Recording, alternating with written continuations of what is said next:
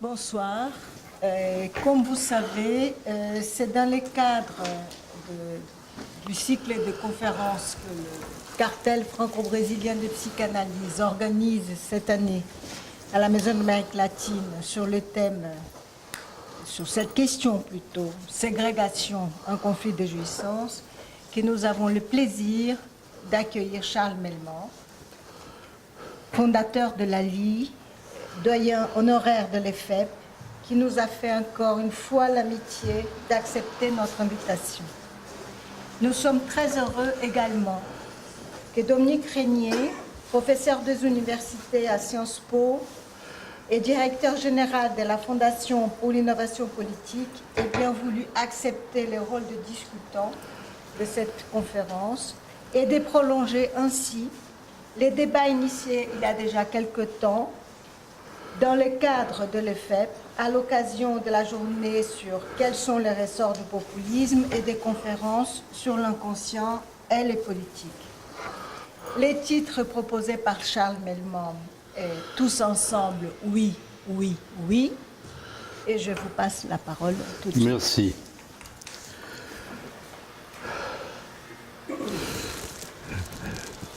Permettez-moi également de mon côté de remercier Dominique Régnier de bien vouloir être avec nous et ainsi de nous offrir, si je puis dire, le contrôle du politologue à ce qu'un psychanalyste peut avancer sur ces questions. Est-ce qu'un psychanalyste est fondé à les aborder ? Il est de tradition bienséante que les psychanalystes, je dirais sans doute de même que les prêtres, soient invités à s'abstenir et à ne pas s'engager sur ce type de problème, laissant ainsi à chaque patient, selon ses orientations, la possibilité d'avoir un interlocuteur, je dirais, vierge à cet égard.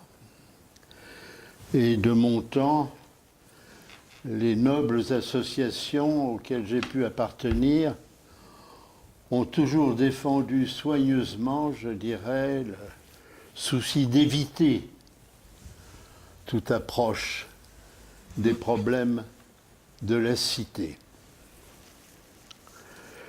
C'est une position d'autant plus justifiée que dans l'histoire du mouvement, ceux qui se sont engagés, on ne peut pas dire que c'était en général, comme on sans doute des psychanalystes de gauche, on ne peut pas dire que le résultat de leur travail soit probant et soit resté.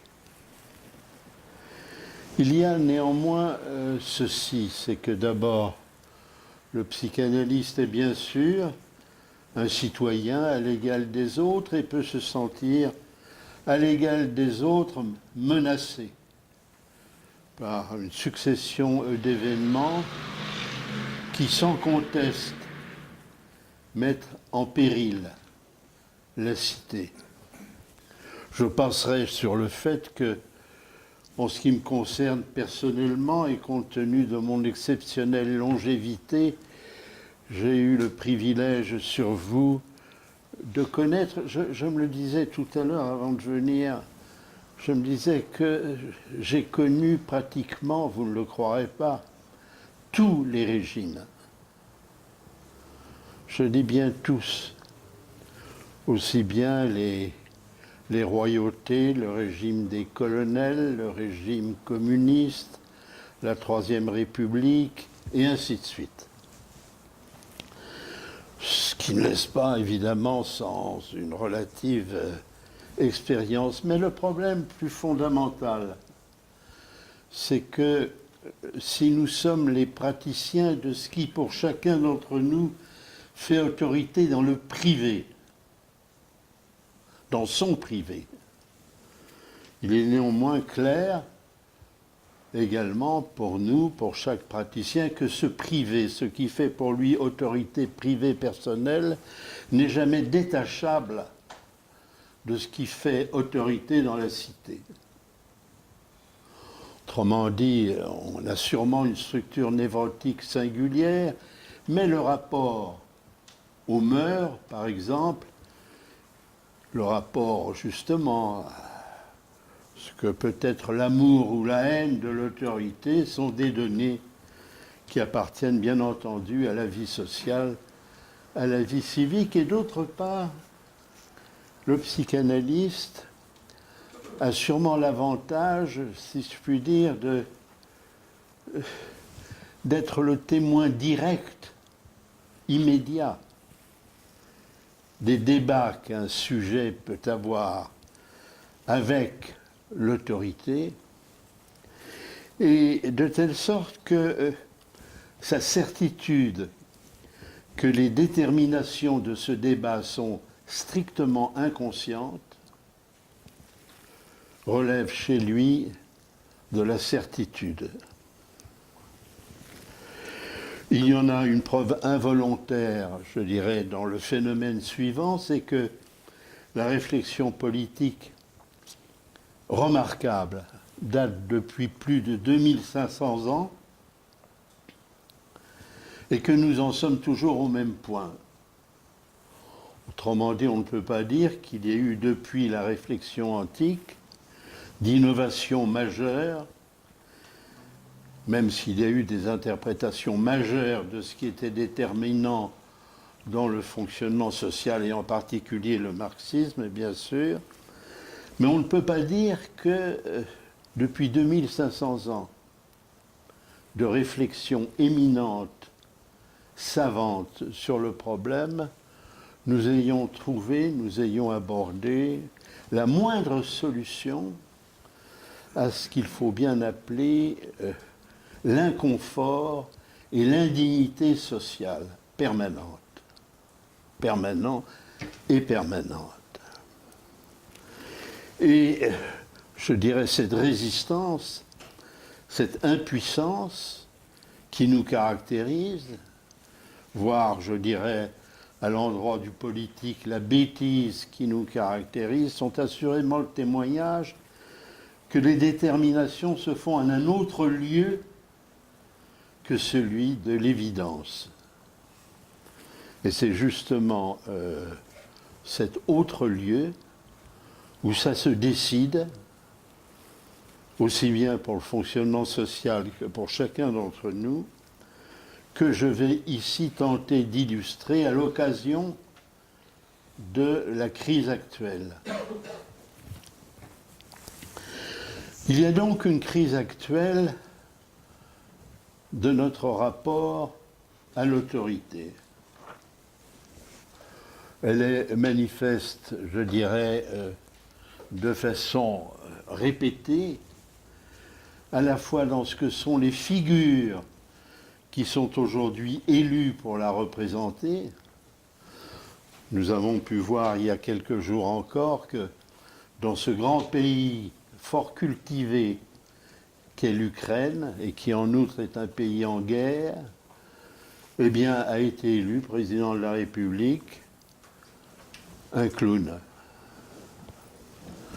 Un acteur qui a au moins le mérite d'avoir joué dans une série le rôle de président. C'est un phénomène qui pourrait paraître anecdotique si dans un grand pays voisin et riche d'expérience politique, c'est-à-dire l'Italie, un autre clown nommé Beppe Grillo ne jouait aujourd'hui, par le mouvement qu'il a créé, ne jouait un rôle éminent par son mouvement dit 5 étoiles, comme les palaces, dans la vie politique italienne.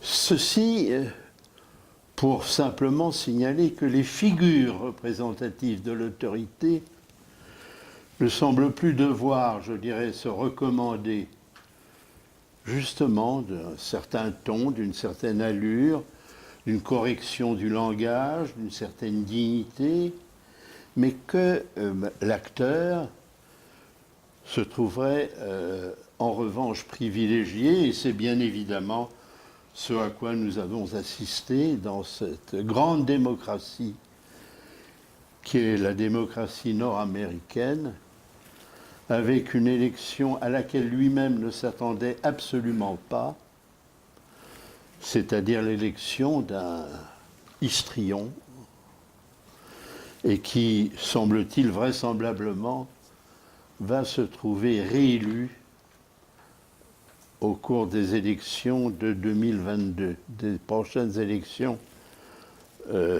américaines.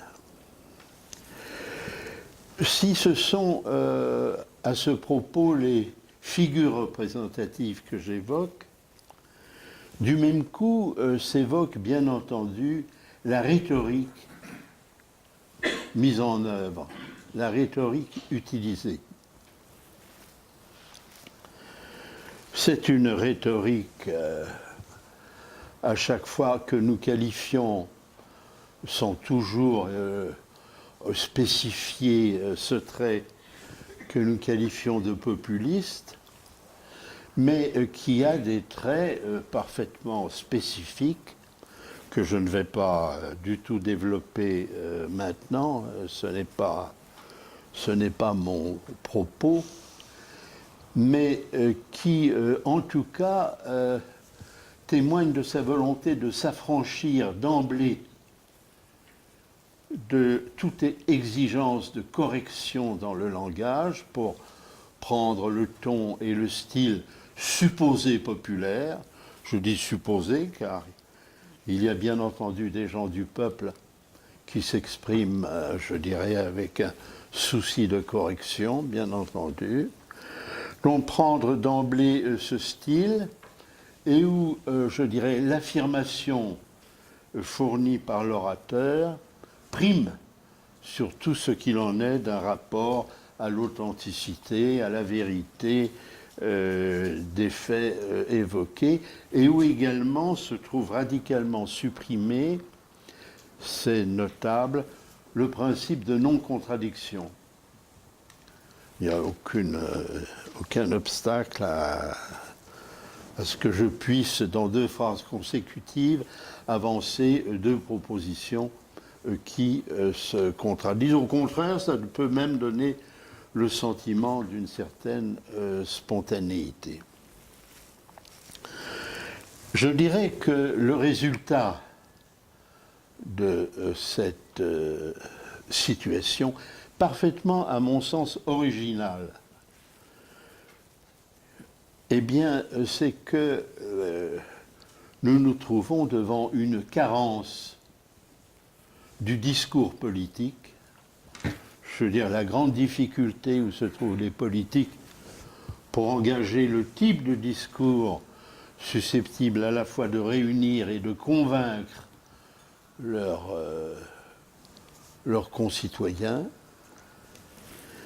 Et puis également carence, je dirais, dans le sens, comment dirais-je, de produire un programme qui soit détaché, je dirais, soyons simples, des satisfactions immédiates qu'il serait nécessaire de proposer pour assurer la réélection. Autrement dit, sans aucune perspective que l'on pourrait qualifier de stratégique. L'autre aspect, c'est que si l'autorité semble éventuellement, en tout cas chez nous, mise en question quant à ces lieux d'exercice, à ces lieux traditionnels, c'est pour se trouver déplacé en un lieu qui est connu dans l'histoire et qui est celui qu'occupent ce qu'on appelle les masses, les foules. Et que donc, là où il y aurait à retrouver cette autorité perdue dans l'exercice des politiques, ce serait maintenant, s'en trouveraient les héritiers, ceux qui constituent ce qu'on appelle donc les masses, et dont il est sensible, lorsqu'il arrive d'entendre ses représentants, ses délégués, d'entendre que c'est une autorité radicale, impérative, ne supportant pas la contradiction et ne supportant pas le contradicteur. C'est une manifestation bien connue, il n'a rien à cet égard d'original, mais je dirais qui peut surprendre, je dirais, non pas seulement par le manque de courtoisie qui est devenu, je dirais, ordinaire dans les débats politiques, mais qui peut surprendre par ce qui est d'emblée la négation de celui qui n'est pas semblable, celui qui n'est pas identique, en quelque sorte, se trouve d'emblée évacué et récusé, et c'est un processus que l'on peut juger susceptible d'avoir des conséquences fâcheuse si jamais ce pouvoir se trouvait amené à exercer. Je dirais donc que dans la crise actuelle que nous connaissons, ce que j'avancerai, c'est qu'à la fois se trouve perdu le sens de ce qu'est le politique et de ce que c'est la politique. Il y a cette formule intrigante pour beaucoup d'entre nous, à la fois audacieuse et intrigante, et qui est l'inconscient, c'est le politique. Bingo. Ah bon? Voilà, je dirais, qui est susceptible de secouer, de faire frémir, d'exiger au moins qu'on témoigne son incompréhension. Ah bon, l'inconscient, c'est le politique? Alors que bien évidemment, chacun de nous s'en tient toujours à ce qu'il en est de ces manifestations privées. Qu'est-ce que ça peut bien dire? Et surtout, le politique, et qu'est-ce que c'est que le politique? Par opposition, bien entendu, à la politique telle qu'elle se pratique tous les jours. Lorsque Aristote disait que l'homme est un animal politique, il évoquait sans aucun doute ce trait tout à fait spécifique de notre espèce et qui consiste à faire que des familles parfaitement autonomes, parfaitement lucides sur ce qu'il en est du type de pouvoir qui s'exerce en leur sein, qu'il soit patriarcal ou matriarcal, peu importe. Mais en tout cas que des familles, voilà le fait quand même qui a fini de nous surprendre, des familles vont éprouver mais quel étrange besoin de se rassembler, de se réunir, de faire communauté, avec pour elles la question immédiate qui se trouve posée, mais si la structure familiale, à la fois naturelle et culturelle, qui relève à la fois de l'ordre de la nature et de la culture, si la structure familiale, je dirais, est organisée à ce qu'il en est de référence univoque à ce qui fait autorité en son sein, si on les met ensemble, qu'est-ce qui dès lors va être reconnu comme faisant autorité à cet organisme parfaitement artificiel, culturel et fait de l'art.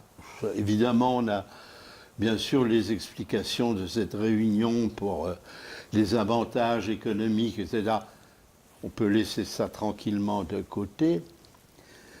Mais la question immédiate qui surgit est que quel est donc le type d'autorité qui a cet organisme étrange qui s'appelle la police, la cité.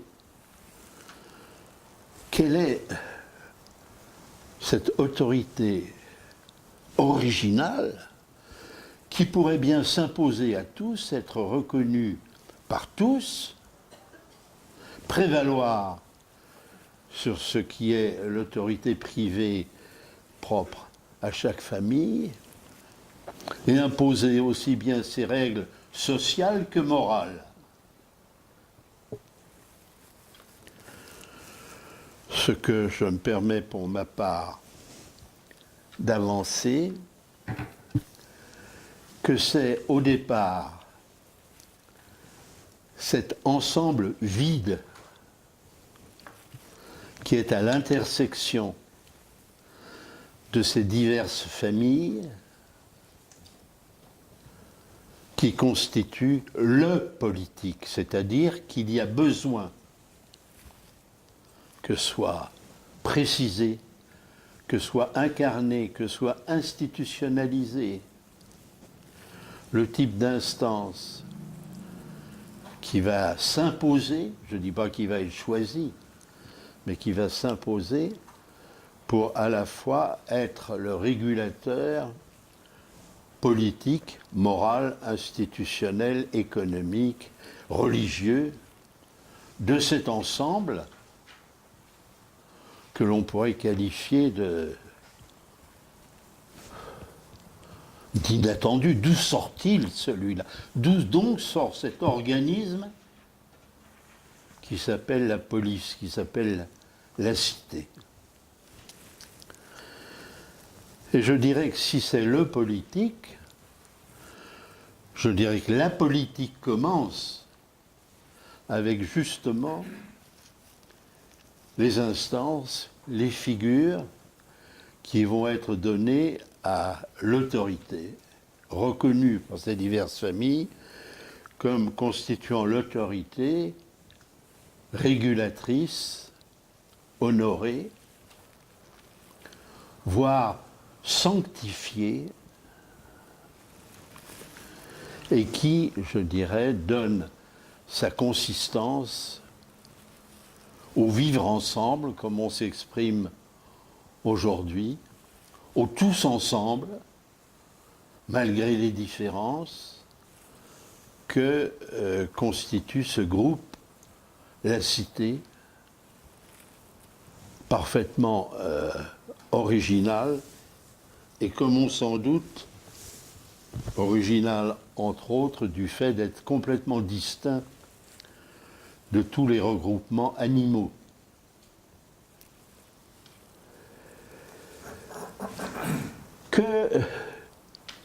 Ce qui est étrange également, c'est que le nombre de figures susceptibles de venir occuper cette place est singulièrement réduit.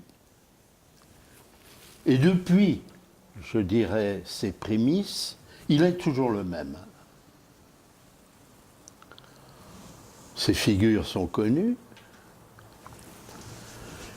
Si c'est le roi, eh bien, ce sont en général parmi ces familles, l'une d'elles qui va se trouver distinguée pour transmettre héréditairement le pouvoir ainsi reconnu. Ça va être bien entendu la figure du tyran. Ça va être également aux merveilles, merveille aujourd'hui en crise parmi nous, la démocratie, c'est-à-dire la reconnaissance tellement audacieuse que cet ensemble qui réunit ses familles, est un ensemble vide où il s'agit de déléguer, serait-ce parce qu'ils sont tirés au hasard, les citoyens susceptibles d'assurer les tâches de direction pour le bien-être de l'ensemble de la communauté. Ce qui est notable, c'est que cette instance, et y compris la cité elle-même, va se trouver en général sacralisée. Je me permettrai de rappeler, par exemple, que Socrate mourra parce que la cité, c'est ce qui est à respecter, les lois de la cité. Même si elles sont injustes, même si elles se trompent, eh bien, elles sont avant tout à respecter, qu'on n'a pas le choix. Je pourrais aussi, par exemple, évoquer qu'un peu plus tard, pour Rome, l'exil est l'une des peines les plus lourdes qui puissent être appliquées, être chassé de cette écarté de cette communauté. Si le problème politique a l'air jusqu'ici simple, il se trouve qu'il va se trouver connaître une complication, elle est aussi parfaitement inattendue, et qui est dans le fait que si dans l'ensemble, je passe sur la question de la royauté, mais si au départ, les familles constituantes sont égales, et si c'est le principe de l'égalité qui va dominer dans la démocratie, inévitablement, et sans qu'il ait jamais été montré qu'il soit possible d'en être autrement, va s'introduire. Et d'où vient-elle? Une inégalité de classe.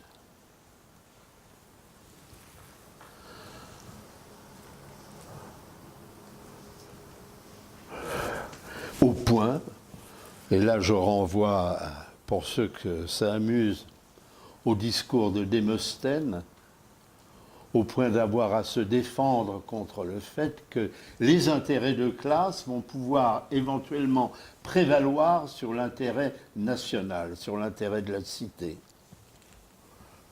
Voilà la cité qui était sacrée, et voilà qu'avec cette inégalité de classe va se produire, je dirais, ce fait remarquable qu'une autre solidarité va s'établir, celle de l'intérêt de classe. Alors,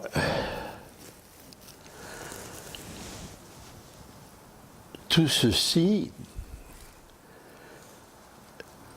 se double de cet autre phénomène, et qui est que dans cette division entre classes, dès lors qu'elle n'est pas défendue, je dirais, par le tyran, par la force armée, mais qu'elle est consentie dans le fonctionnement social, il va s'opérer ce phénomène étrange, c'est que finalement l'exercice du pouvoir par ceux qui en sont les nobles représentants ne s'avère jamais possible qu'avec le consentement explicite de la classe servile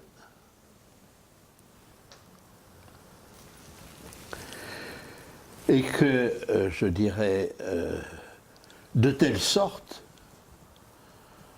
que par un déplacement inattendu, c'est de son côté, du côté de la classe servile, que va apparaître le siège même de la réalité, siège inattendu d'un pouvoir qui, sans son accord à ce pouvoir servile, ne pourrait rien s'il n'était consentant.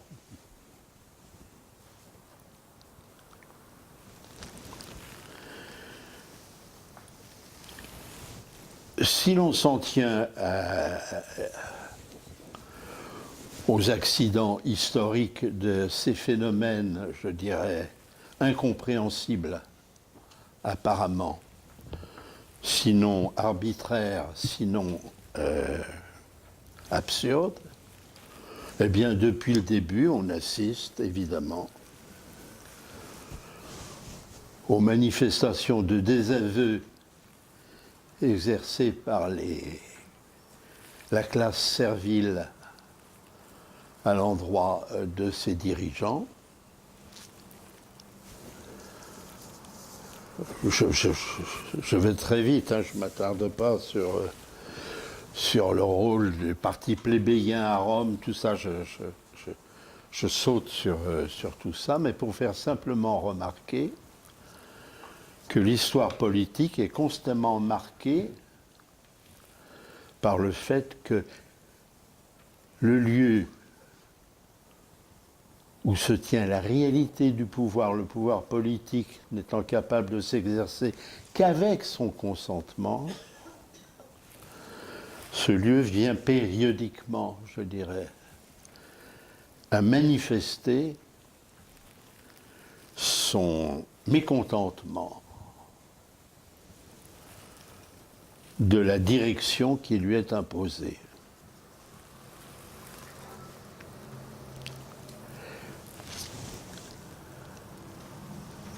Il y a une chose qui est désagréable, je dirais, à mon sens, à constater, que cette révolte ne se produit pas quand le pouvoir est fort.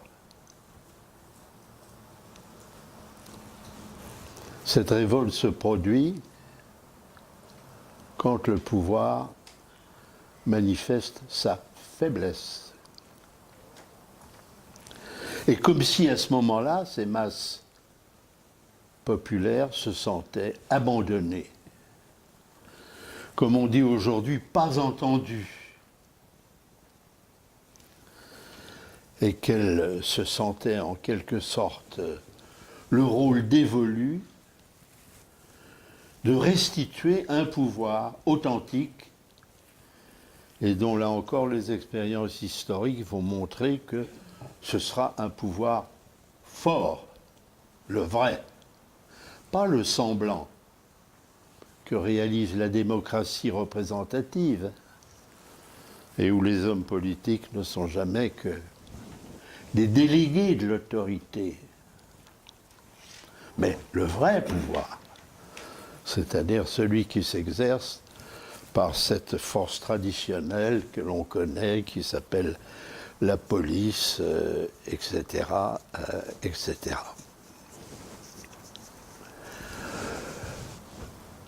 La question que, pour ma part, je repère, que je me permets de diagnostiquer, c'est-à-dire cette crise qui frappe non seulement les figures de l'autorité politique, le discours de l'autorité politique, mais le politique lui-même, et du même coup, évidemment, les politiques qui entendaient, je dirais, remédier à cette faiblesse fondamentale de l'instance qui fait le lit de l'autorité, comment en sommes-nous là? Est-ce qu'il y a là des causes nouvelles, peut-être inattendues, et qui nous mènent, je dirais, à cette situation?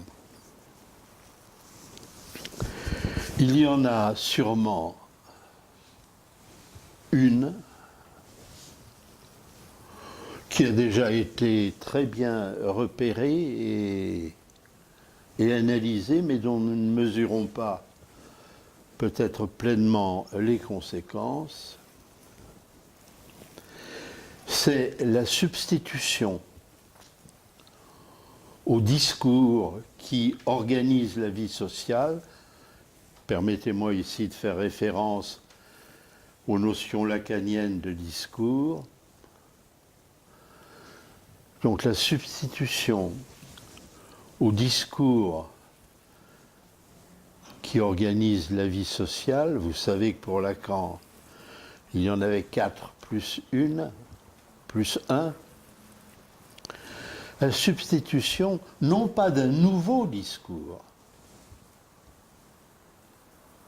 mais la substitution d'un échange de paroles dégagé de toute référence à ce qui serait un discours, c'est-à-dire à cette autorité tierce, régulatrice des rapports sociaux, régulatrice des bonnes mœurs et régulatrice des échanges économiques. La substitution au discours d'un échange de paroles qui délibérément ont les moyens techniques d'échapper à cette référence jusqu'ici, en quelque sorte, conventionnelle, obligée de l'échange avec autrui, pour originer un mode de rapport social parfaitement nouveau. Je ne pense pas être excessif ou abusif dans mon interprétation, en signalant, avec d'autres d'ailleurs, et qui l'ont fait bien mieux que moi et avant moi, que la possibilité de ce moyen technique remarquable qu'est Internet d'inaugurer des échanges parfaitement nouveaux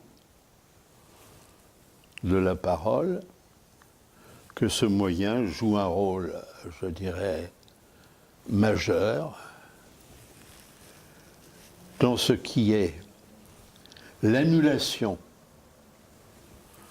de toute référence tierce organisatrice, puisque cet échange se fait dans une liberté qui ne tient qu'au caprice des interlocuteurs, détachés, je dirais, de toute contrainte et de toute contingence, qui peuvent aller aussi loin que l'interlocuteur est disposé à y aller aussi loin dans la dénudation de soi-même et de l'autre. Je n'ai pas besoin d'imager cette affaire. Et dans, je dirais, l'exigence d'une réciprocité qui abolit la différence et l'inégalité. Et qu'il s'agisse, je dirais, aussi bien d'une différence sexuelle que d'une différence sociale ou d'une différence de couleur ou ce que l'on voudra, ou d'appartenance. La réalisation parfaitement, je dirais, inattendue, insoupçonnée de la langue de Babel, avec des effets tout aussi insoupçonnés et inattendus, c'est-à-dire l'établissement d'un lien social nouveau et où le tous ensemble va cette fois-ci s'organiser sur ce qui sera la similitude de goût. Autrement dit, de la même façon que avait l'habitude de se constituer les clubs, hein, les clubs de philatélistes, les clubs de joueurs de pétanque, de ce que vous voudrez. Eh bien là, c'est sur la communauté partagée de goût que viennent se constituer tous ensemble, qui, comme nous le savons, peuvent se compter par millions et qui ont des figures emblématiques, mais sans que pour autant elles soient directrices. Elles sont emblématiques, elles servent d'image, d'icône, mais sans pour autant, je dirais, être directrices. La particularité de ces paroles ainsi échangées, c'est évidemment qu'elles ne se réfèrent à aucune autorité. Ce qui se trouve d'autant plus justifié, autre autorité que celle du locuteur, ce qui est d'autant plus justifié que tous les succès technologiques auxquels nous assistons et auxquels nous n'avons pas fini d'assister, tous ces succès technologiques se sont constitués en rupture avec tout savoir de référence. C'est né comme ça de la tête directement, je dirais, des créateurs, des inventeurs, et leur grand mérite, c'est de s'être justement affranchis de tous les savoirs constitués. Donc, récusation de toute transcendance, affirmation qui ne peut reporter que sur soi-même et sur la rencontre de similaires, de semblables, prêts, je dirais, à témoigner que plus aucun frein ne vient faire établir quelque obstacle dans, je dirais, la possibilité de jouissance partagée ici offerte.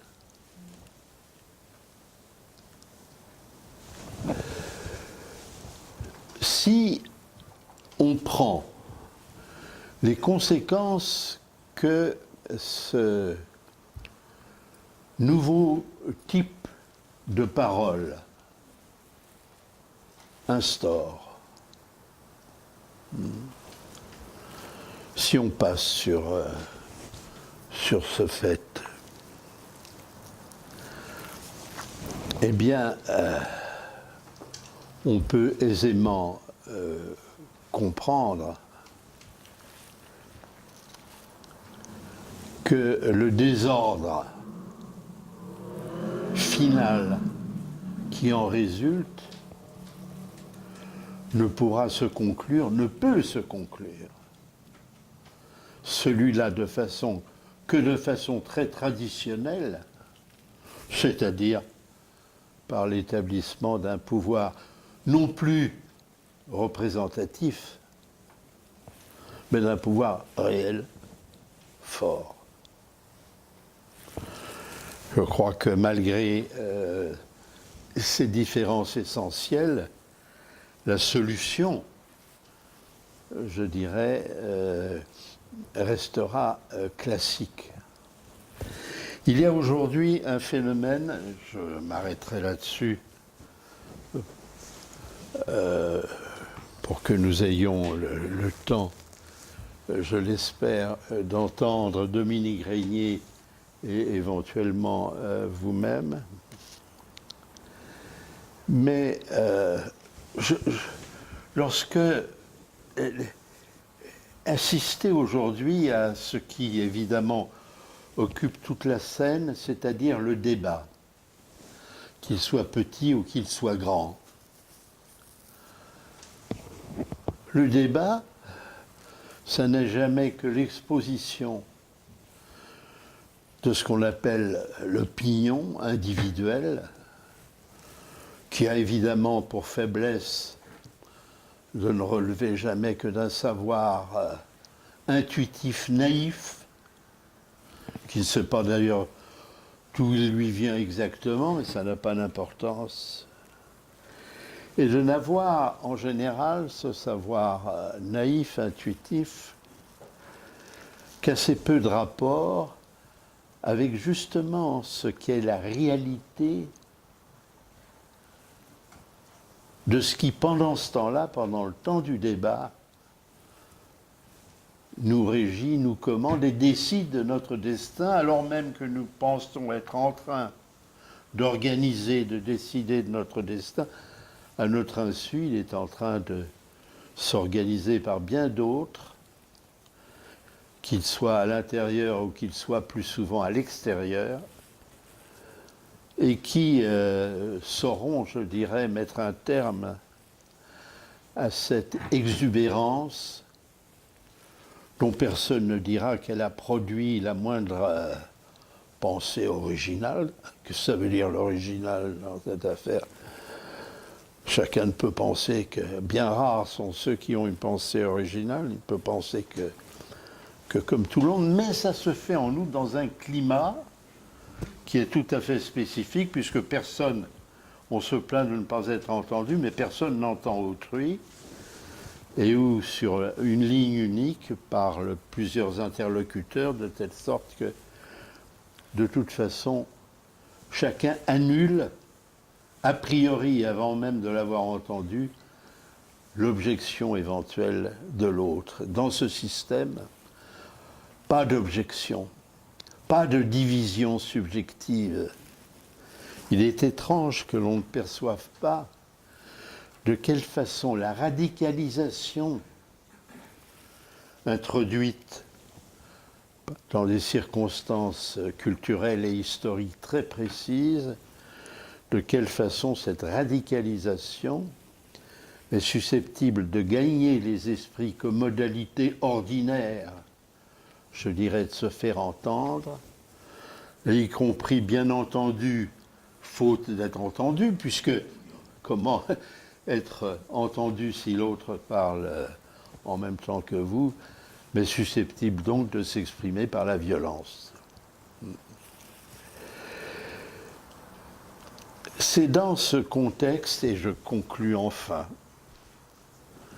que ceux qui se trouvent un peu, je dirais, familiers de ces données, de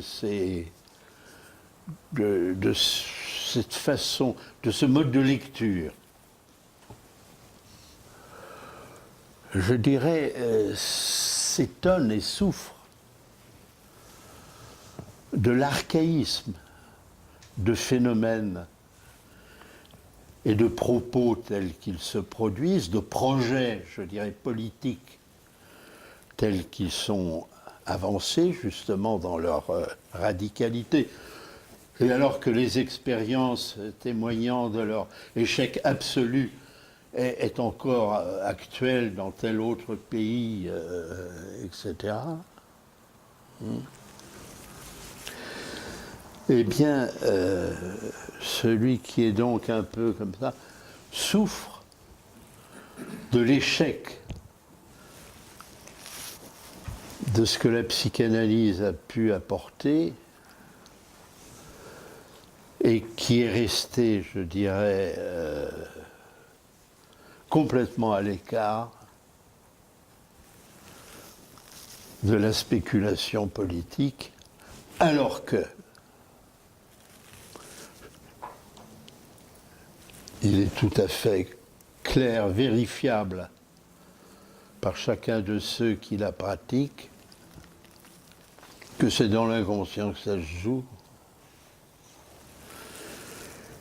que l'inconscient ne nous veut pas forcément du bien. L'inconscient, justement, il est radical. Souffre pas tellement la contestation, ni les protestations, ni la défense. Et ce que veut l'inconscient, c'est d'aller au terme de la jouissance.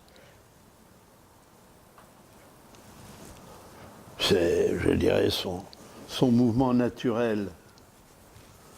Et quand Freud a voulu séparer Thanatos de Eros, en faire deux instances différentes, il a parfaitement méconnu le fait que l'instinct de mort n'est pas séparable de Eros.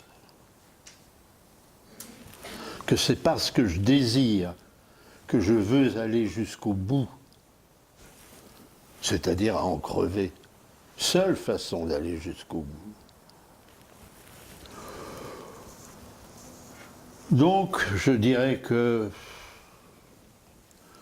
ceux qui ont quelques pratiques de ces forces obscures, je penserai sur le fait que la rhétorique de l'inconscient est du même type.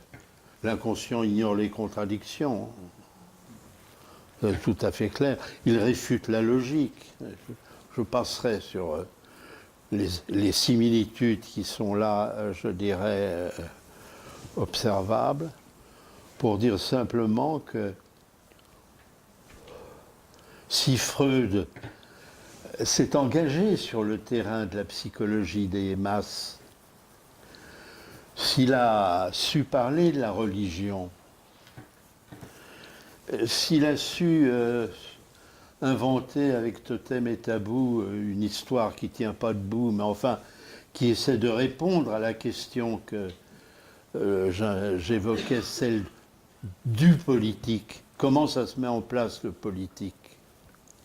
Lui, Freud, il disait que c'était parce que les fils avaient tué le père et que c'était le père mort, mis à la place là, de l'instance directrice, que s'organisait le politique. C'est comme ça qu'il ne pouvait le voir, qu'il s'est intéressé de façon éminente à Moïse pour montrer cette chose tellement insupportable.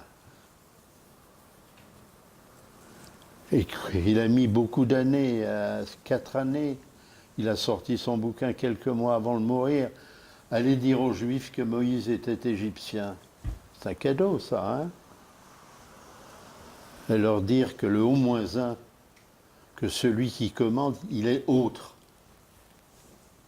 Il n'est pas à la même place. Du moment que ce n'est pas le tyran, eh ben, il n'est pas de plein pied avec ses administrés. Il est autre. Et il ne pouvait, Freud, le faire entendre que comme ça. Voilà donc un ensemble de données que, sans doute avec une certaine audace, je me suis permis de rassembler. Je dois dire que ce que je peux lire par ailleurs de politologue, de vous-même à l'occasion, de celui dont j'ai amené le texte qui est tout récent, apparu le lundi 1er avril. C'est un éditorialiste de Marianne qui publie régulièrement une page dans le Figaro et dont le texte s'appelle « Le populisme contre la démocratie ». Et dont tout le texte, je dirais à mes yeux, je vais me dire, oh ben, Julliard, il est formidable parce que vraiment, il a dû m'entendre pendant que je dormais. Hein, il raconte vraiment tout ce que je raconte, mais quand même du talent, par l'observation et par l'analyse, de parvenir à des données, je dirais, très proches de ce type. Sauf que, alors il va avoir une conclusion dont je me permets de me servir parce que vraiment elle est trop belle pour confirmer ce qui peut vous sembler des audaces, que peuvent vous sembler des audaces de ma part, une conclusion absolument remarquable. Attendez que je vous retrouve ça.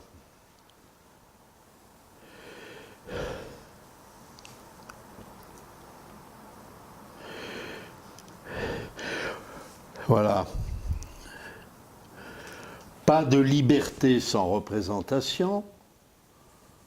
Il a assurément raison, la démocratie dite directe, eh bien, c'est récuser, je dirais, justement, ce lieu autre capable de maintenir, je dirais, un choix possible.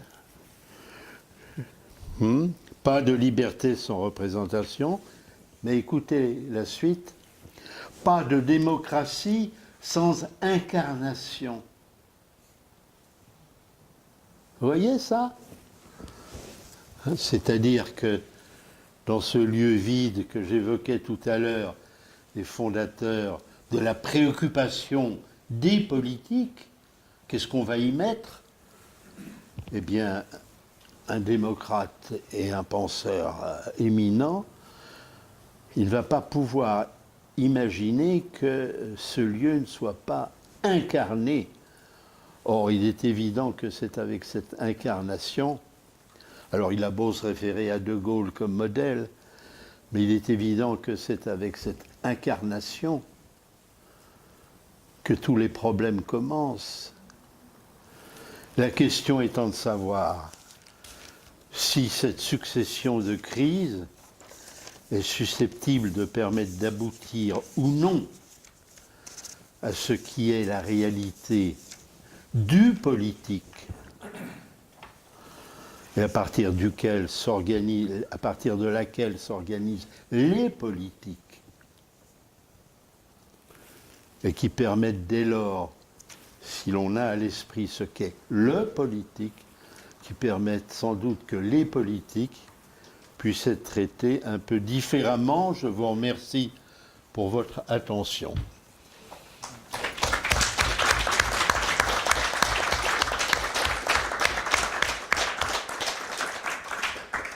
Merci beaucoup. Merci beaucoup. Monsieur Dominique Régnier.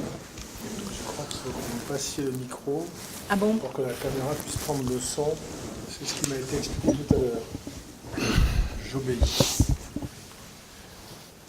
Merci en tout cas de m'avoir associé à cette discussion. Merci beaucoup Charles Melman. Je suis là comme politologue, donc j'ai pas la même façon de saisir ce qui arrive, mais ce qui me frappe en vous écoutant, c'est que nous arrivons au même résultat. Et j'avais noté comme vous, je le dis au passage, cette conclusion de ce texte du Figaro, de Jacques Julliard, qui m'avait frappé parce que le populisme contre la démocratie et évoquer ensuite l'absence d'une incarnation, c'est très exactement ce que réclame la présence de l'incarnation, c'est ce que réclament les populistes. Les populistes, très précisément, qui récusent de manière frontale et systématique toute représentation au motif qu'elle est constitutive d'une classe qui aussitôt trahit les représentés, s'en détache, change de lieu, change de vie, et tient un discours populiste qui, de manière très claire, relève d'une prétention à incarner le peuple. Et ça peut se retrouver d'ailleurs dans les efforts de langage qui sont faits pour ressembler à un discours dit populaire, avec évidemment tout ce que peut avoir d'aberrant et d'inexact ce type d'effort, comme vous le disiez au début de votre propos. Alors moi, je voudrais juste faire deux ou trois réactions qui peut-être, Charles Melman, appelleront de votre part aussi des réactions. C'est ce qui m'est venu à l'esprit en vous écoutant attentivement. Voilà, en organisant quelques arguments en forme de rappel, dont le point de départ est aujourd'hui, même si je refais rapidement une généalogie que vous avez passée à l'examen tout de suite. Il me semble que ce qui a été très important il y a 2500 ans ce qui s'est joué de très important a été cette expérience qu'il n'était pas possible d'organiser un rapport direct à la décision sans limiter de façon drastique l'accès à la décision. Pour l'illustrer, je rappellerai que la cité athénienne, qui est restée comme exemple mythologique dans les références à la démocratie directe, la cité athénienne, qui probablement, au temps de Périclès, représentait quelque chose comme 600 700 000 personnes, comprenait entre 20 et 40 000 citoyens selon les périodes, excluant bien sûr les femmes, les esclaves, les métèques, et donc faisant porter la possibilité de participer directement à la décision par la construction d'une minorité radicale. Un premier événement qui a quand même submergé cette fondation classique, c'est l'universalisation. C'est le fait qu'il n'était plus acceptable, plus possible, sans faire scandale, de ne pas ouvrir à l'universalité le droit de participer à la décision. Cette ouverture-là, qui, de notre point de vue, prend un certain temps, de notre point de vue, en prend très peu par rapport à la puissance de cet événement. Mais cet événement-là, qui fait qu'on peut toujours laisser en dehors du monde, mais que ça devient peu à peu un scandale difficile, de plus en plus difficile à justifier, fait entrer le très grand nombre, de toute façon, les foules, les masses, la multitude, le très grand nombre dans la décision, le très grand nombre dans l'espace d'exercice de la responsabilité politique, et il me semble, c'est d'ailleurs ce qu'avaient pressenti et Platon et Aristote, qui tous les deux avaient dans leur théorie politique placé à un moment donné ce verrou essentiel qui était de dire la nécessité de limiter la quantité de peuple, d'avoir une cité très peu peuplée. 5000 et quelques. 5040 pour Platon, à la suite de calculs mathématiques sophistiqués pour prendre en compte la partition des terres au moment des héritages. Et pour Aristote, non pas un chiffre, mais une notion, puisqu'il disait que la population ne soit jamais aussi grande qu'on ne puisse pas l'embrasser d'un seul coup d'œil. Ouais. Peut-être que là, il y a la place pour nos technologies. C'est ça qui fait que peut-être Aristote a une forme d'intuition que... Voilà, je ne sais pas. En tout cas, cette idée que plus il faudra gouverner des dieux. Donc, la multitude vient par l'universalité, et par là, il me semble que vient peu à peu l'idée de la représentation, ou bien de la tyrannie. On ne peut plus gouverner directement, parce que ça fait scandale.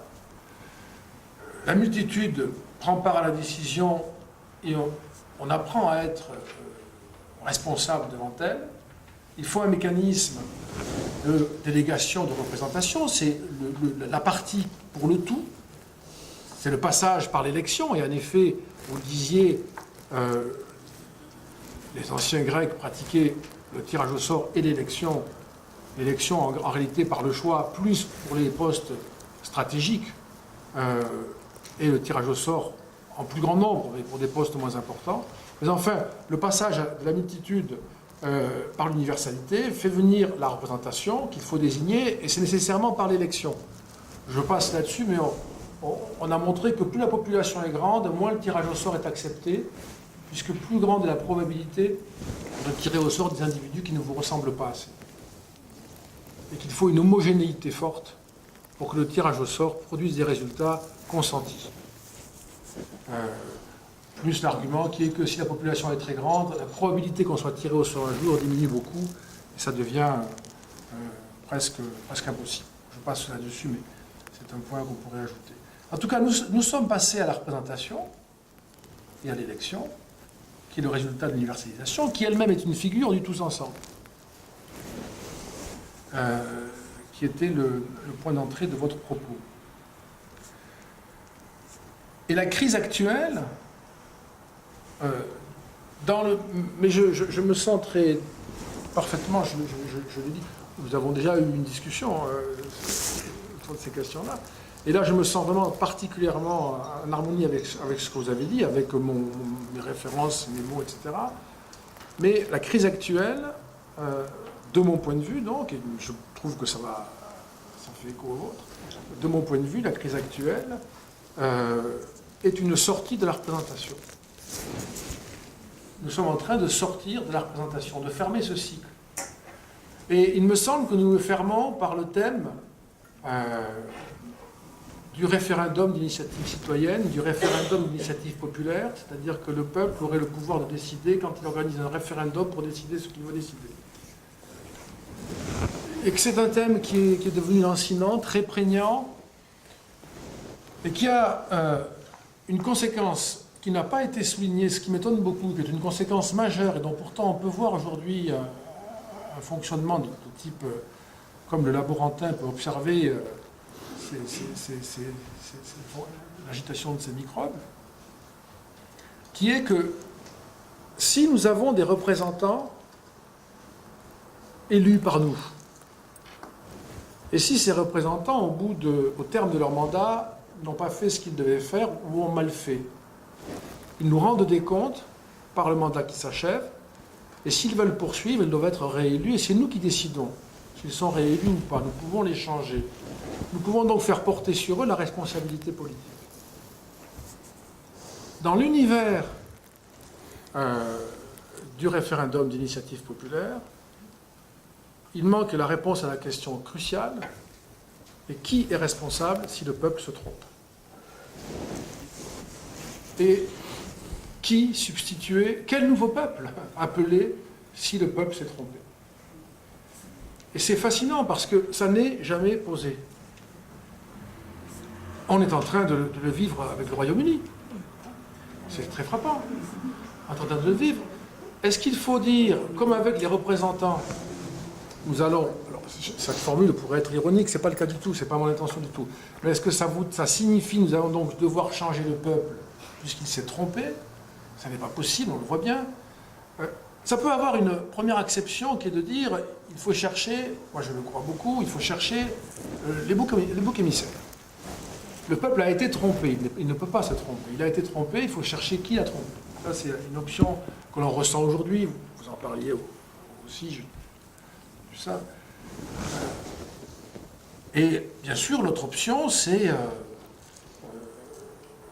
l'acheminement vers l'autorité despotique. Le pouvoir, en vous écoutant, je me disais, est-ce que c'est le passage du pouvoir représentatif au pouvoir répressif? Je ne sais pas si c'est une bonne formule, ça m'est venu à l'esprit, je l'ai noté, comme le chemin sur lequel nous serions aujourd'hui. Et ce qui est peut-être fascinant avec la crise dite des Gilets jaunes, c'est qu'elle condense incroyablement cette crise.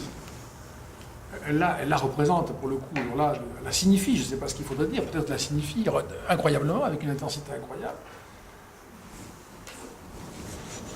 puisqu'elle avait des éléments de départ qui, moi, me semblaient au départ repérables, qui était la protestation contre une augmentation de taxes carbone, toute une série de conséquences importantes pour les personnes qui étaient mécontentes, et une réglementation jugée descendante, condescendante, excessive, infantilisante sur les 80 km/h, quelque chose qui semblait presque être une promesse de... Il y avait comme une promesse de demande de responsabilité que l'on voulait assumer ou être davantage pris au sérieux, davantage considéré, quelque chose comme ça. Et presque immédiatement, ça s'est retourné en un mouvement qui est la fin du consentement de la classe servile, qui se retourne jusqu'à... qui retourne la situation jusqu'à, en quelque sorte, préparer sa propre dissolution. Et de façon, ça n'a échappé à personne, ce que je veux dire là, mais de façon tout à fait spectaculaire, c'est même le cas de le dire, les Gilets jaunes n'ont jamais, jusqu'à présent, ça fait quand même maintenant plus de 20 semaines, n'ont jamais désigné de représentants.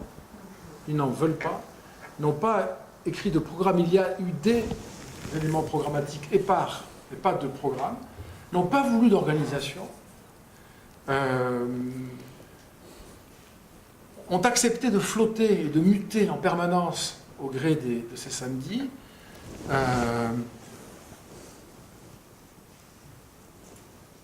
Ce que vous avez dit sur le discours, moi je me suis frappé de ça aujourd'hui, ça me paraît être une description très claire de la réalité présente.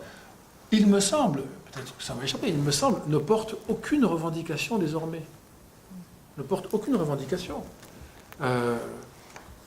Peut-être que ce qui en fait aujourd'hui presque fonction, c'est l'expression très médiatique, fascinante, captivante d'une violence destructrice, qui se porte non seulement, vous l'avez remarqué, non seulement contre les représentations et les représentants de la puissance publique, mais aussi contre les individus de la société, de l'être ensemble, justement. Les individus de l'être ensemble, les mêmes que moi.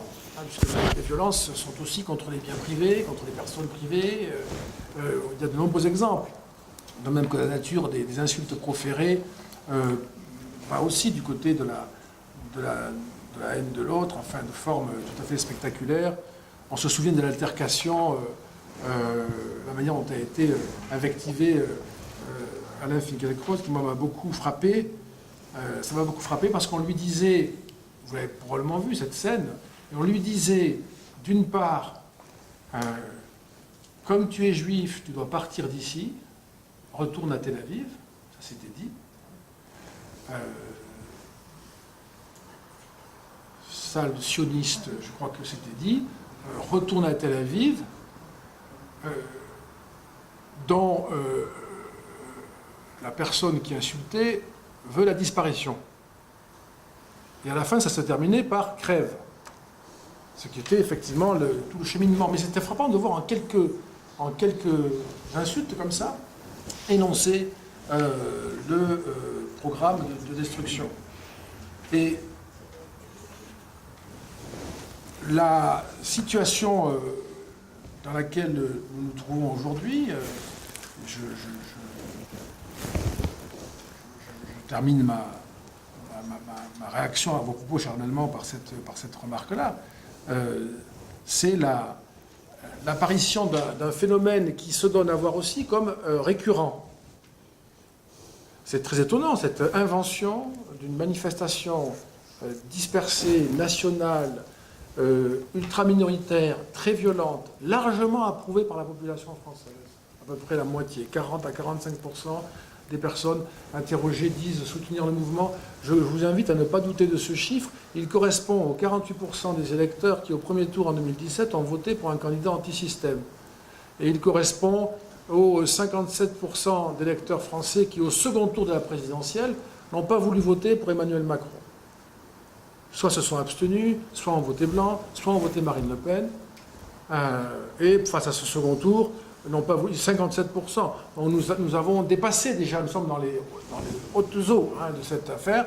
Et donc, moi, je crois à ce 40-45% de Français soutenant le mouvement des Gilets jaunes, y compris dans sa phase violente et assez énigmatique quand on voit la persistance et la récurrence. Mais cette récurrence me paraît être comme l'organisation d'une ligne d'attente, en fait. Soit un travail de sape, soit l'idée de finir par susciter la conversion du pouvoir en pouvoir répressif. Mais enfin, ça me fait penser à quelque chose qui relève par la récurrence, je veux dire, d'une attente, en fait, d'une obstination, jusqu'à produire cette métamorphose d'un pouvoir, là, qui serait, dans les termes que moi j'utilise, qui serait pour le coup incarné, c'est-à-dire un pouvoir personnel, fort, arbitraire, tyrannique, et qui pourrait absorber et projeter la haine dont il est le résultat, et la projeter, bien sûr, en l'orientant. Donc c'est en ce sens que je fais ces remarques en réagissant à vos propos, cher Allemand, et voilà. Merci beaucoup, Dominique Régnier. Merci beaucoup pour ce que vous voulez bien reprendre ou souligner dans ce qui est abordé ce soir. Ce que je me plairais peut-être à souligner après vous, c'est que le référendum d'initiative citoyenne, c'est aujourd'hui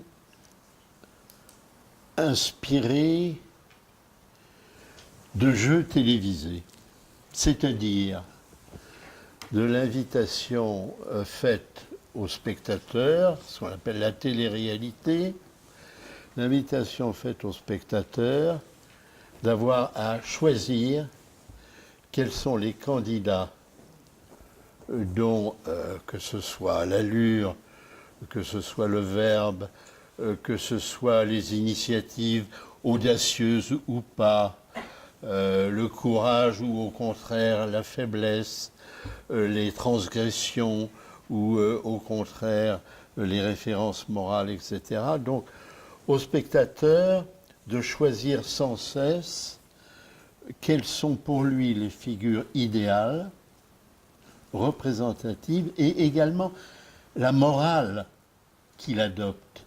C'est comme si en permanence nous trouvions dans une situation où une communauté était invitée à voter en permanence sur les options morales qui lui paraissaient bonnes. De telle sorte que lorsque ça prend une allure généralisée avec le RIC, c'est en quelque sorte l'application de ce qui, sur les chaînes, se pratique, je dirais, avec un grand succès d'audience, et avec ce qui est vraiment cette offre faite au public. Autrement dit, c'est vous qui nous dites, là, il a quand même eu un geste un peu audacieux vis-à-vis de cette jeune femme. Qu'est-ce que vous en pensez? Alors, vous pensez que c'était audacieux, qu'il n'aurait pas dû, qu'il doit s'excuser, qu'au contraire, il fallait quand même oser, sinon il n'aurait jamais exprimé ses sentiments, n'est-ce pas? Et donc, ces problèmes moraux graves, n'est-ce pas? L'invitation faite à ce qu'il en soit décidé. C'est un... On ne peut pas non plus oublier non plus qu'après tout, le président américain a été élu à partir de ce qu'il est sa production justement de télé-réalité, et qu'il a construit son programme et sa rhétorique à partir de ce qu'il a appris là, je dirais, et également cette chose assez surprenante que je ne saurais pas, pour ma part, mieux m'expliquer, mais c'est comme si on ne veut plus de la représentation, on désavoue la représentation politique, justement comme n'étant pas la bonne, c'est-à-dire que dans ce qu'on voit sur les écrans, le politique, c'est devenu facilement le ridicule et le coupable. C'est devenu assez difficile aujourd'hui pour un politique de paraître à la télévision. C'est plutôt d'emblée le personnage suspect etc. Donc, mais en revanche, c'est le spectacle en tant que représenté qui semble faire autorité. Autrement dit, par exemple, pour ce président ukrainien, le fait qu'il a tenu le rôle à l'écran, ça doit donc une mutation, et qui fait que ce n'est plus donc le politique qui est représentatif, mais c'est la représentation qui devient elle-même la réalité. Et le politique étant à chasser, à bannir de la représentation. Une autre remarque encore, si vous le voulez bien, c'est que aujourd'hui, le discours politique, où que ce soit, a renoncé à tout texte de référence. Moi, ça me paraît extraordinaire. Il n'y a plus de texte de référence.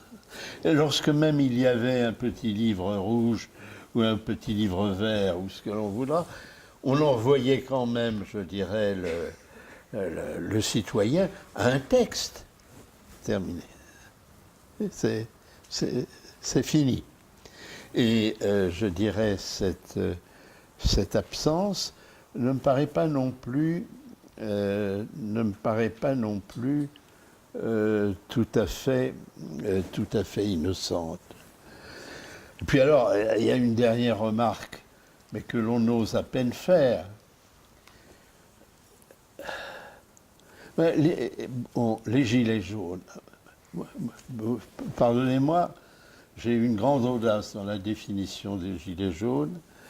Je dis les gilets jaunes, c'est quoi? C'est des automobilistes. Un automobiliste,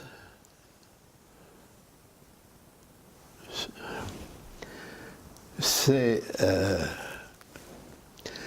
quelqu'un qui, une fois qu'il est, je dirais, dans cette situation, est affranchi des règles de courtoisie et morale ordinaire, investi d'un sentiment de toute puissance, engagé dans une relation de concurrence avec le meilleur de ses voisins, qui est facilement dans un esprit de compétition, un souci de priorité permanent, et également se sent autorisé à manifester justement le type d'agressivité, de violence que, une fois les deux pieds sur le trottoir, là, faut faire autrement attention.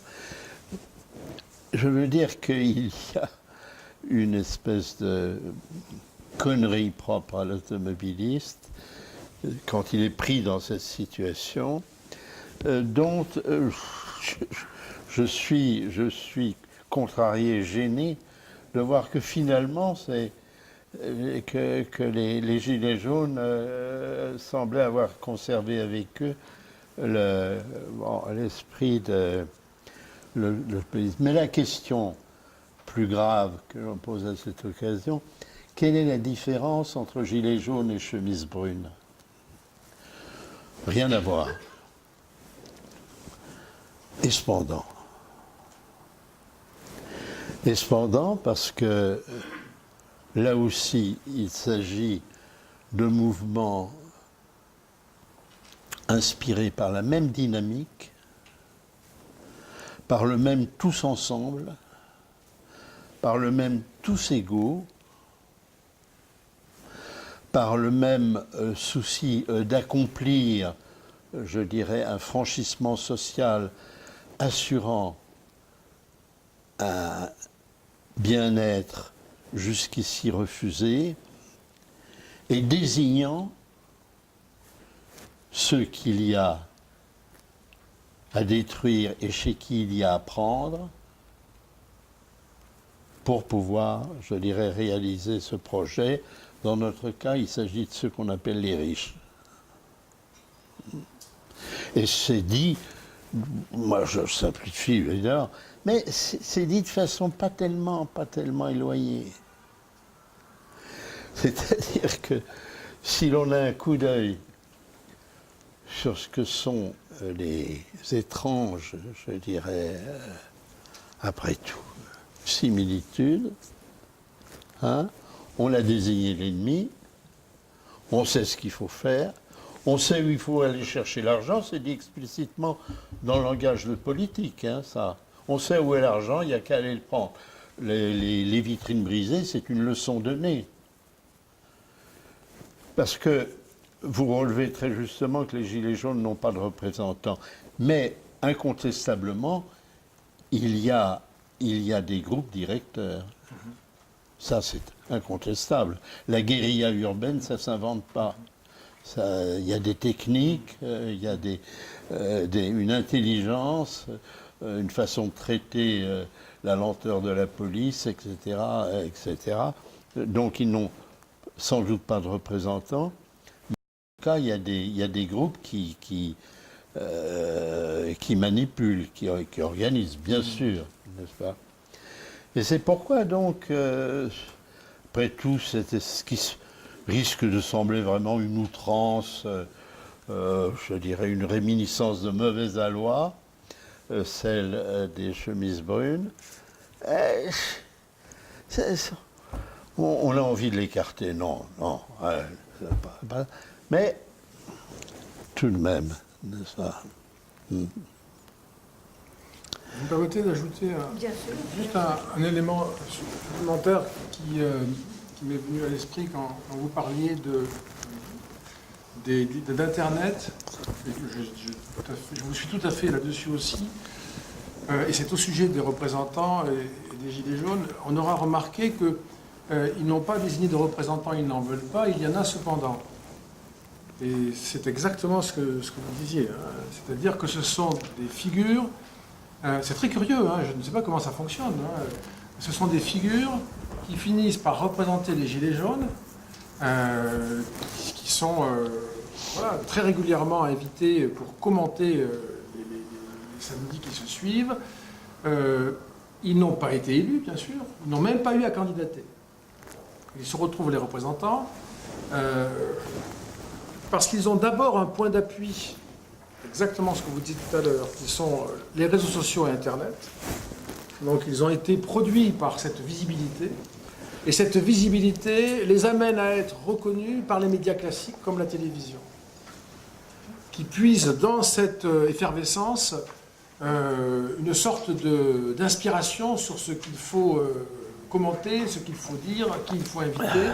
C'est très impressionnant de voir la soumission des médias classiques, de la télévision en particulier, et à l'intérieur de la télévision, le monde de la télévision continue, l'information continue, qui est vraiment une sorte d'extension désormais du web ou des réseaux sociaux. C'est très frappant, ça s'est passé très vite, ça. Et ces représentants sont, en vous écoutant, c'est pour ça que je voulais ajouter ce point, tout à l'heure déjà, je l'avais eu à l'esprit, mais là je voulais le rajouter, vous voulez en parler à nouveau, et je suis très convaincu par ce que vous avez dit là-dessus, comme si donc, je reprends à ma manière en tout cas, votre formule, votre pensée là-dessus, comme si c'était la représentation, déjà là, qui faisait les représentants. Oh, c'est ça. Quelque chose comme ça. Oh, exactement. Et alors, c'était étonnant parce que c'est exactement l'effacement d'un acteur qui jusque-là était sacré et considéré comme justement des grandes figures et un des grands souverains, c'est le choix par le peuple. Et c'est ce même moment et c'est ce même esprit dans ce même mouvement, de manière très curieuse. Hein, vous disiez que la contradiction n'a pas d'importance, hein, mais on le voit ici. C'est le même mouvement qui réclame le référendum d'initiative citoyenne au nom de la vraie démocratie. J'ai entendu cette formule qui m'a beaucoup frappé. Il faut cesser d'élire, il faut voter. Et ce qui voulait dire, ne désignons plus des représentants, ça ne sert à rien, votons ce que nous voulons. Votons ce que nous voulons. Et voilà, cette espèce de situation très, bien sûr, très critique, effectivement, et dont on voit mal comment elle peut se dénouer, en tout cas, c'est très péremptoire de dire ça, mais on voit mal comment elle peut se dénouer par le retour à la familiarité du fonctionnement institutionnel démocratique. Ouais. Moi j'entends parfois dire il faut dissoudre. On peut dissoudre. Je ne sais pas ce que ce type d'acte pourrait apaiser, ni en quoi ça pourrait satisfaire quiconque. Absolument. Absolument. Peut-être que nous avons des questions à la salle. Roland ? Est-ce qu'une partie de la difficulté ne vient pas du fait que représenter, ça a deux sens. C'est-à-dire qu'on représente au sens où on tient lieu d'eux, hein, et le député représente sa circonscription en ce sens-là, mais représenter, ça signifie aussi figurer, donner une image d'eux, hein, comme une peinture, un tableau qui représente la société, telle partie de la société. Et alors tout se passerait à ce moment-là comme si, dans l'état actuel des choses, ce qui était refusé, c'était la représentation au premier sens, hein, au nom du deuxième sens qui serait le vrai sens, c'est-à-dire ce qui représenterait vraiment le peuple, hein, mais au sens non pas que des personnes en tiendraient lieu, hein, viendraient s'exprimer dans une chambre des députés pour en tenir lieu, mais serait l'image parfaite en quelque sorte de ce peuple-là, hein, quelque chose comme ça. Tout à fait. Peut-être ça aide à comprendre que le refus des représentants, dont on a parlé ici, non, parce que ici, on travaille sur le Brésil aussi, et qu'une des premières occurrences du refus des représentants, ça a été le mouvement Passez libre, c'est-à-dire au Brésil, des mouvements de masse, de foule, pour refuser l'augmentation des prix des transports. Hein.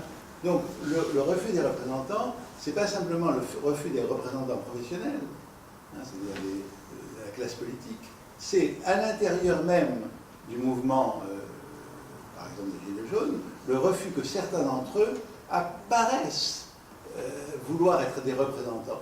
Hein.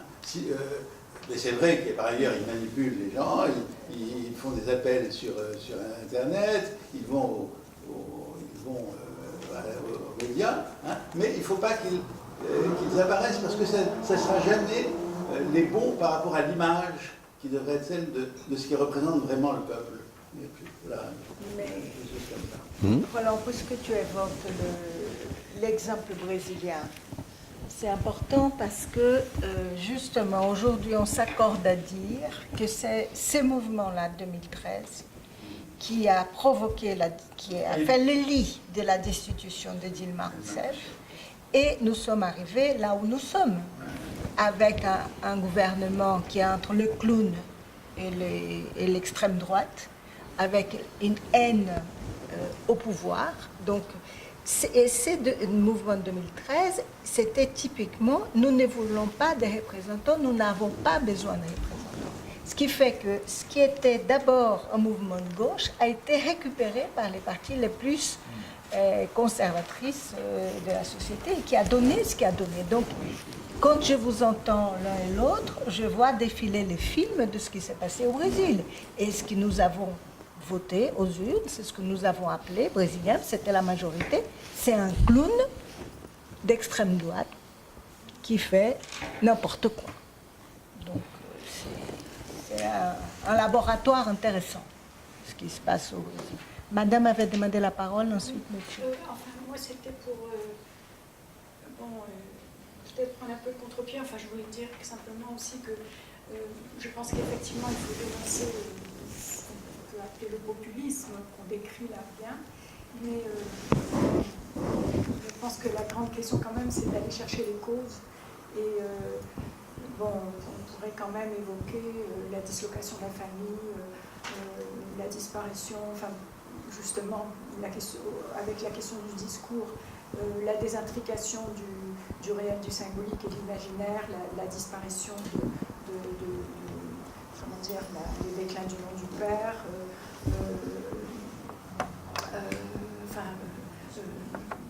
les effets d'Internet, effectivement, ce que vous disiez aussi sur ce qui se passe, les effets des réseaux sociaux.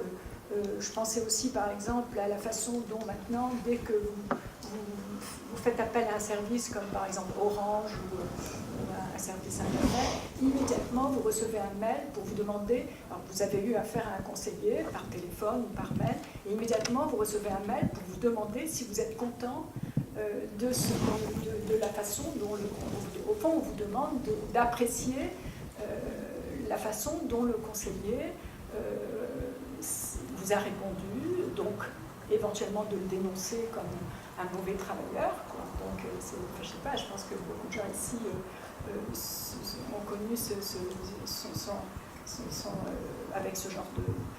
Donc voilà, donc il y a ce climat qui fait que, enfin, moi je ne peux pas m'empêcher quand même, outre de dire que même si je condamne absolument, enfin c'est vrai que les Gilets jaunes jamais ne se désolidarisent des violences, c'est ça qui est quand même extrêmement choquant, reste que derrière il y a un désespoir quand même, je pense, enfin moi quand même, qui me touche. Et dernière chose que je voulais dire aussi, c'est sur la question de la représentation et de l'incarnation. Justement, j'entendais récemment quelqu'un que vous connaissez certainement, puisque je crois que vous étiez à un débat récemment avec Louis Fogel, qui a sorti un livre sur ce qu'il pense qu'il faudrait faire pour l'Europe, pour améliorer, etc. Et où disait que au fond, l'Europe, les gens, enfin, parce que lui, évidemment, est très enthousiaste pour faire une autre Europe, etc. Et il disait que c'est vrai que les gens ont une image très abstraite de l'Europe et de ce que l'Europe apporte aussi, nous a apporté depuis des décennies, la paix, etc. Mais que c'est vrai qu'il n'y a pas une incarnation, c'est-à-dire, lui il dit qu'il faudrait qu'il y ait une personne, un peu comme en Angleterre, enfin il y a la reine d'Angleterre, donc quelqu'un qui incarne, quoi. Même si c'est quelqu'un qui remplit ce vide, peut-être ce vide dont vous parlez, ce lieu du politique, même si c'est une personne qui reste neutre, mais voilà, donc c'était une interrogation. Monsieur. Je voudrais confirmer ce que vous dites par quelques phénomènes d'aujourd'hui. Je pense qu'effectivement, la situation d'aujourd'hui est absolument liée à l'évolution technologique du monde. Je prends deux exemples. Vous pourriez parler un peu plus fort, s'il vous plaît. Excusez-moi. Je pense que ce que nous vivons aujourd'hui est lié à la technologie, à l'évolution technologique du monde. Je prends deux exemples. La crypto-monnaie, ce sont des échanges financiers qui sont garantis non plus par une autorité centrale, mais par la masse, par tous ceux qui y participent. Premier exemple, qui corrobore ce que vous dites. Deuxième exemple, c'est l'intelligence artificielle, où en fait l'intelligence humaine est remplacée et évidemment dépassée par la masse de données que seule une machine peut traiter.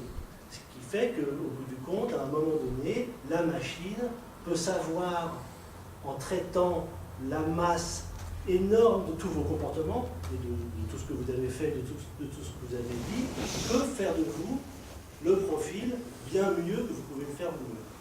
Donc encore une fois, là, on a un savoir qui dépasse la conscience. Et d'ailleurs, je me demande si on ne peut pas appeler ça un savoir qui ne se sait pas, un vrai savoir, le savoir de la masse, qui excède la conscience de ceux qui peuvent en être des agents, comme d'ailleurs les gens qui participent aux réseaux sociaux. Tout ça pour arriver à une chose. D'ailleurs, ça ne vient pas de nulle part, ça peut venir aussi, par exemple, des années 80-90, où on disait par exemple que les marchés financiers, quand le trader disait le marché a toujours raison. Le marché a toujours raison, ça veut dire que la masse des transactions induisait un mouvement qui disait la vérité. Et donc, tout ça pour dire que je pense que les réseaux sociaux, enfin, je me pose la question de savoir si les réseaux sociaux, ce n'est pas un discours, et donc un nouveau discours, j'allais presque dire un cinquième discours, ou alors peut-être un avatar du discours du plus 1, qui était par rapport au 4 discours, et que ce discours, c'est un discours qui est structurant de la société actuelle, c'est un discours qui influe absolument tout, qui influe sur tout le monde, qui influe sur les médias, qui induit les médias, qui induit le politique, c'est un discours extrêmement fort, c'est un discours qui élit les gens, Bolsonaro, Trump, le Brexit, l'Italie. C'est un discours qui a une force de décision. C'est un discours qui excède ceux qui en sont les agents individuellement.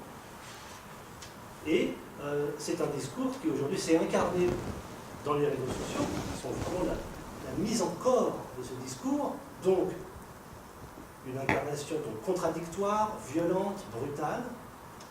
Et donc la question de savoir si ce discours n'est pas... Quel serait le rapport de ce discours aux 4 discours, mais en particulier au discours du nazisme et aussi au discours du capitalisme, puisque c'était un discours qui a été, à mon avis, créé, qui est un avatar, un ultime avatar du discours du capitalisme.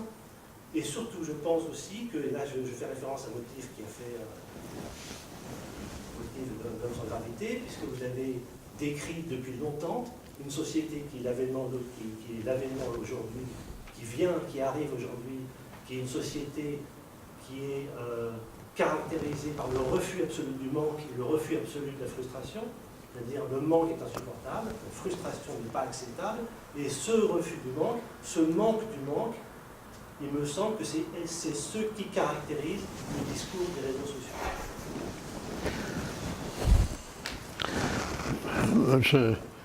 Pour répondre d'abord à Madame, je dirais seulement ceci, c'est que l'explication par la cause, sûrement juste, n'exclut jamais la responsabilité du sujet. Ça, je crois que c'est à retenir. Maintenant, ce que vous rappelez, à mon sens, je ne peux évidemment qu'y souscrire. La question, c'est comment y répondons-nous? C'est-à-dire que finalement, nous constatons ce genre d'effets, de dégâts, etc. Mais ensuite, je veux dire que ça se propage, c'est tellement fort, tellement beau. Il y a une dimension esthétique qu'on a laissée de côté dans tout ça, alors qu'elle joue son rôle, bien sûr. En particulier, déjà, sans doute, dans l'histoire du coup d'œil. Bon. Mais, alors, qu'est-ce qu'on fait? Autrement dit, il ne semble pas que nous ayons encore commencé ce qu'il s'agirait de renvoyer à ceux qui se trouvent de bonne foi pris dans le processus. On imaginait évidemment que les réseaux sociaux allaient originer une nouvelle et grande fraternité. C'est beau quand même, hein? Une belle idée. Et puis voilà ce que ça fait. Donc, peut-être, je ne sais pas, il y aurait à réfléchir, me semble-t-il, sur ce qu'il y aurait lieu de relever comme ce que ça vient signaler comme les traits, soit jusqu'ici dissimulés, soit qui n'avaient pas l'occasion de paraître, d'une humanité qui a quand même besoin de se voir telle qu'elle est. Pas seulement de se voir fardée pour les caméras, mais de se voir en définitive, c'est pas terrible. Et que donc, si elle n'est pas terrible, ben, il vaudrait mieux qu'elle le sache. Bon. Alors, évidemment, il y a des penseurs qui se sont déjà engagés bien avant l'intelligence artificielle et Internet à essayer de... Mais on les a décrits comme étant des pessimistes, des gens malades de leur noirceur. Enfin, je dis ça, mais je pense que ça mériterait une réflexion sur la façon d'essayer d'agir sur tout ça. Pour qui vous prenez-vous, au fond? Car ce que vous évoquiez sur le traitement de celui à qui on renvoyait un interrogatoire, est-ce que vous avez été, etc. Actuellement, le traitement du marketing, qui est un moyen très puissant, c'est évidemment de traiter chacun comme une personnalité. Donc chacun est une personnalité, n'est-ce pas? Il a besoin d'être traité comme un VIP. Hein? Vous séjournez dans un hôtel, vous recevrez la chère guest, n'est-ce pas? Dites-nous si vous avez été con la chambre, les repas, la femme de chambre, etc., etc. Vraiment, et nous sommes à vos ordres. Bon, tout ça, c'est le style dont les conséquences sont normales. Normales. Bon, non? Aussi vous semble? Je veux juste ajouter quelque chose qui me paraît très caractéristique ça, c'est une sorte de modernité, de situation politique inattendue qui me semble-t-il à voir avec ce qui a été dit. D'une certaine manière, nous n'avons plus de circonscription politique.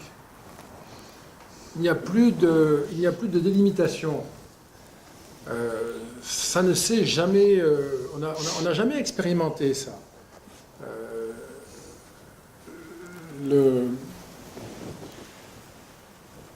La cité-État, l'État-nation, les empires.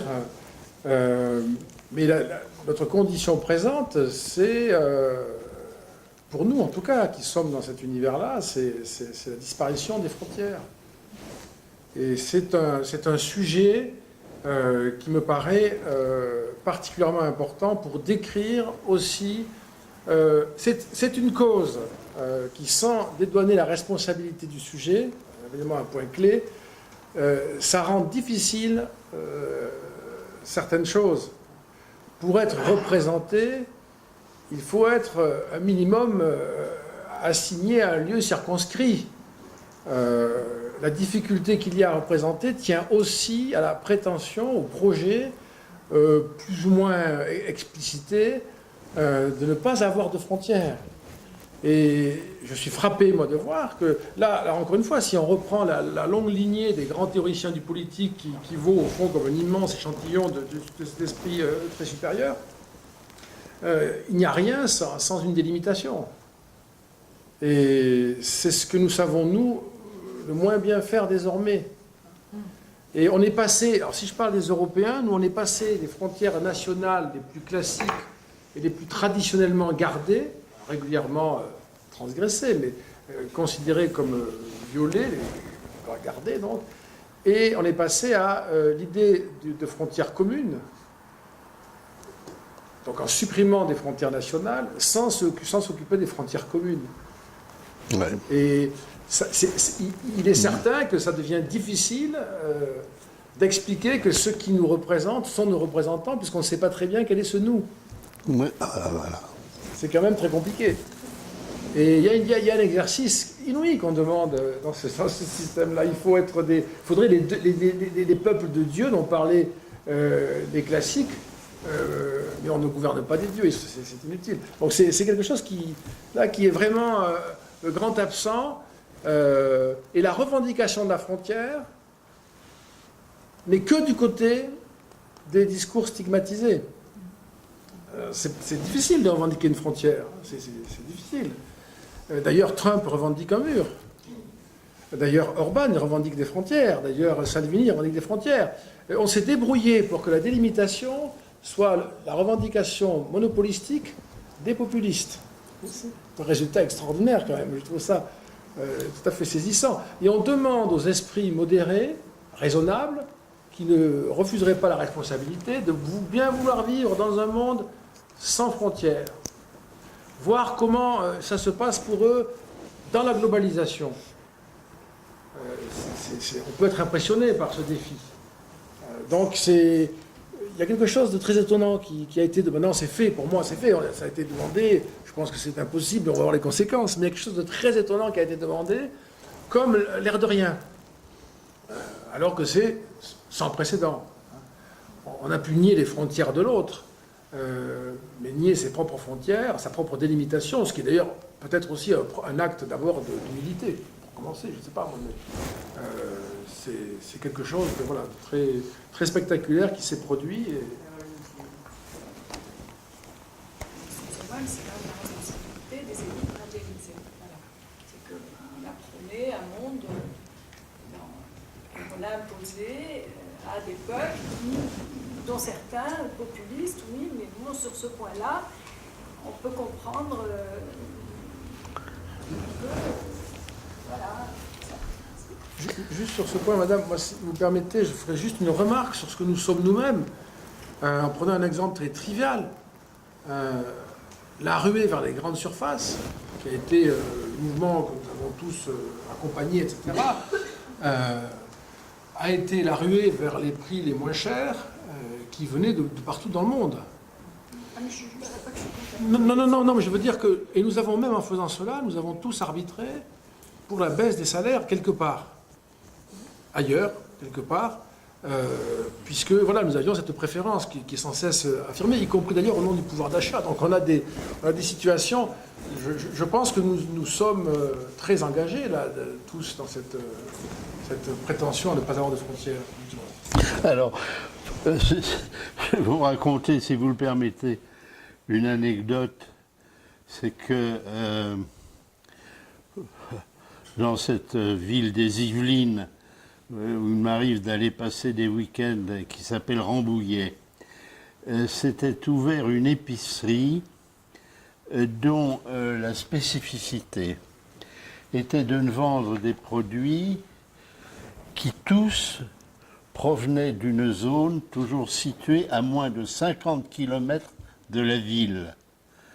Autrement dit, comme si cette proximité, tout produit donc toujours situé à moins de, leur conférait une sorte de qualité garantie, ce qui est quand même absolument extravagant, n'est-ce pas, bien entendu, et comme si donc spontanément on venait à créer mentalement une frontière, puisque ce qui était au 51e kilomètre était déjà à l'étranger, n'est-ce pas? Vous ne pouviez pas savoir, n'est-ce pas?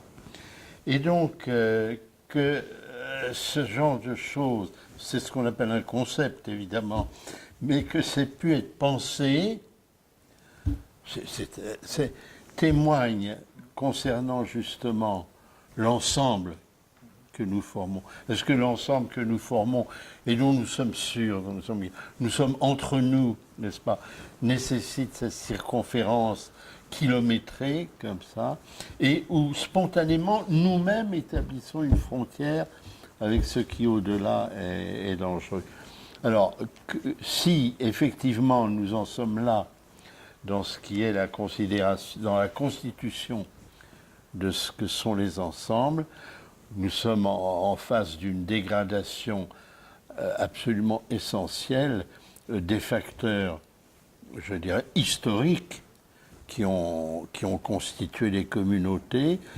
Et justement, comment répondre à ça? Parce que, à l'objection, l'Europe n'a pas de figure incarnée.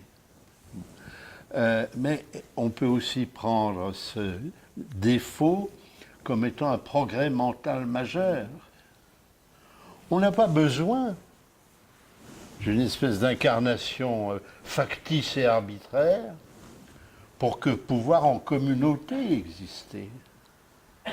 Et donc moi, personnellement, je voyais dans cette situation une originalité. C'est vrai que ça s'est jamais vu, ça s'est jamais fait, mais un progrès mental possible. Oui, mais toute communauté, il me semble que Lacan le dit aussi, a besoin de se référer à un UN.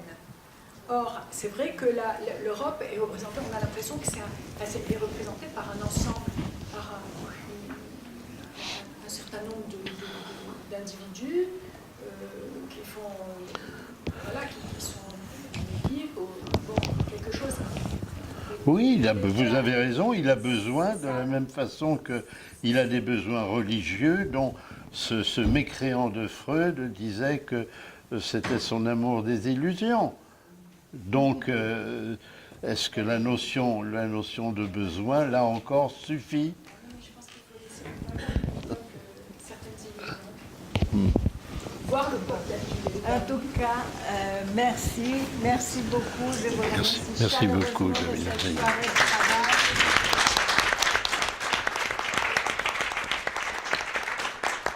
Notre prochain rendez-vous, c'est le 5 juin, avec une conférence d'une collègue européenne, Marie-Laure de Martin-Tabé.